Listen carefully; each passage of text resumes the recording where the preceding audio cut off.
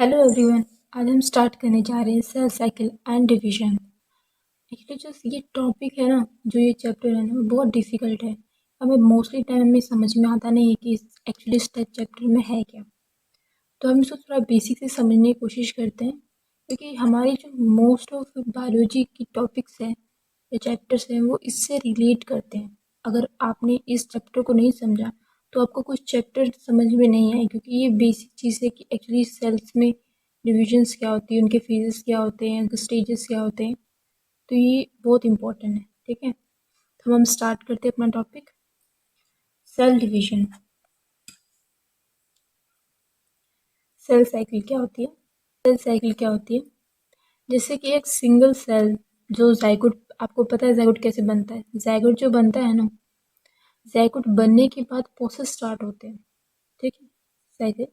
एक single cell zygote form करता है एक कंप्लीट ऑर्गेनिज्म को। ठीक है, एक जाइगोट ही पूरे कंप्लीट ऑर्गेनिज्म को फॉर्म करता है। कैसे? उसके सेल डिवाइड करके। जैसे कि एक सिंगल सेल हमेशा डिवाइड होता रहता है। डिवाइड होगा तभी तो ग्रोथ होगी ना। अगर वो ईजी रहेगा तब ग्रोथ कैसे होगी? कैसे एक ह्यूमन बॉडी, एग्जांपल लेते हैं, ह्यूमन बॉडी धीरे धीरे अपनी ग्रोथ कैसे करती है? बाकी सब तो बढ़ता है, लेकिन उसकी स्किन, उसकी स्ट्रक्चर कैसे बड़े होते हैं? क्योंकि जब सेल्स ग्रोथ करेंगे तभी ना जाके वो ग्रो करेगा, बढ़ेगा।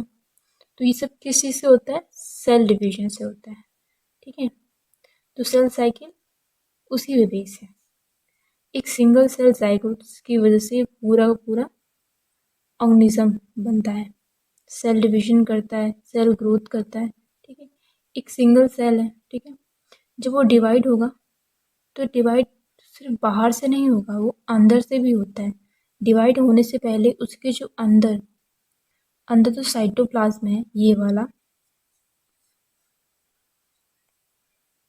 उसके डिवाइड होने से पहले जो उसका अंदर का साइटोप्लाज्म है ना, उसको पहले डिवाइड होना, वो अपने आप को तैयार करेगा कि हमें आगे डिवीजन करना है। ठीक है, जो जो साइटोप्लाज्म के अंदर जो ये न्यूक्लियस होते हैं, ठीक है, इसमें बहुत सारे जीनोम, जीनोम मतलब कि डीएनए, हमारे जेनेटिक्स सब उसमें इंक्लूड होते हैं।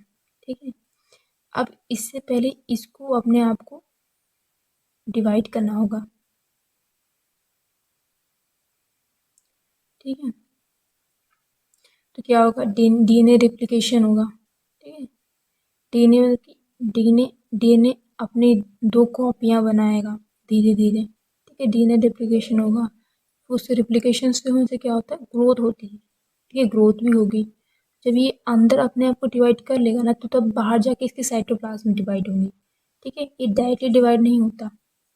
फिर क्या होगा? सेल डिवीजन के बाद दो डॉटर सेल बनती हैं। ठीक है, मल्टीप्लाई, ऐसे ऐसे मल्टीप्लाई करती है। सिंगल सेल बहुत सारी सेल्स में मल्टीप्लाई करते हैं। तो जब अंदर का जीनोम न्यूक्लियस डिवाइड हो गया तो बाहर का साइटोप्लाज्म भी धीरे डिवाइड होगा। ठीक है, अब देखो, साइटोप्लाज्म ग्रो किया तो क्या हुआ? डीएनए ने भी, जीनोम ने भी अपना जो साइज था, जो नंबर था, उसको डबल किया। ठीक है, क्योंकि जब दोनों में चाहिए, दोनों में तो होना ही चाहिए ना, फिर इसको दोनों अलग अलग करेंगे। I hope you clear with the content. If you like the video, please hit the like button and subscribe to my channel for upcoming videos.